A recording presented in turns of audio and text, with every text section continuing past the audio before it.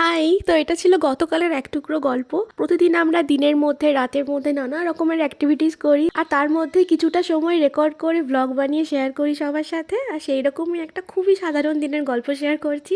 সকালে উঠেই ব্রেকফাস্টে খেয়েছিলাম পেয়ারা, তারপর ঘন্টুকে একটু চট কাটলাম। আর তারপর আমার অনেকগুলো কাজ পেন্ডিং ছিল। কাজ বলতে তেমন কিছুই না, পুরনো যে জিনিসগুলো বানিয়েছিলাম বহুদিন আগের কাজ তো তার জন্য সেগুলোতে ধুলো জমে গেছিলো। আর ধুলোগুলো একটু পরিষ্কার করার পর ভার্নিশ করার ছিল, তো ভার্নিশটা পরের দিন করব। আজকে জাস্ট একটু ঝাড়ু পোছা করে রাখলাম। এরপর স্নান সেরে গোটা ঘরে একটু ধুনো দিয়েছিলাম, যেটা আমি রোজই করি প্রায়। তারপর লাঞ্চ করে নিয়েছিলাম, খুব সিম্পল লাঞ্চ করেছিলাম। আর তারপর জিম গিয়েছিলাম। আর জিম থেকে বেরোনোর পর রোজকার মতোই আমার উল্টোপাল্টা খাওয়ার ক্রেভিংস হচ্ছিল। একবার মনে হচ্ছিল পেস্ট্রি খাই, তারপর মনে হলো বিরিয়ানি খাই। ডিসাইড করলাম তো ঠিক আছে, খাওয়ার যখন ইচ্ছেই হলো কিছু হেলদি খাওয়া যাক, তো কাবাব অর্ডার করেছিলাম। And please ignore my outfit, কারণ আমাকে যারা চেনে তারা জানে আমি মারাত্মক রকমের শীতকাতুরে। ইভেন আমার একবার মনেও হয়েছিল যে এত ঠান্ডা পড়েছে আর আমার এত বেরোতে যখন ইচ্ছে করছে, তখন একটা আস্ত ব্ল্যাঙ্কেট নিয়ে বেরোচ্ছি না কেন। এরপর বাড়ি ফেরার সময় সুন্দরীদের বিস্কুট খাইয়েছিলাম, কারণ প্রতিদিন ওরা ওয়েট করে থাকে কখন আমরা বাড়ি ফেরার সময় ওদের জন্য বিস্কুট আনবো। তো যাই হোক, এই ছিল কালকের গোটা দিনের গল্প।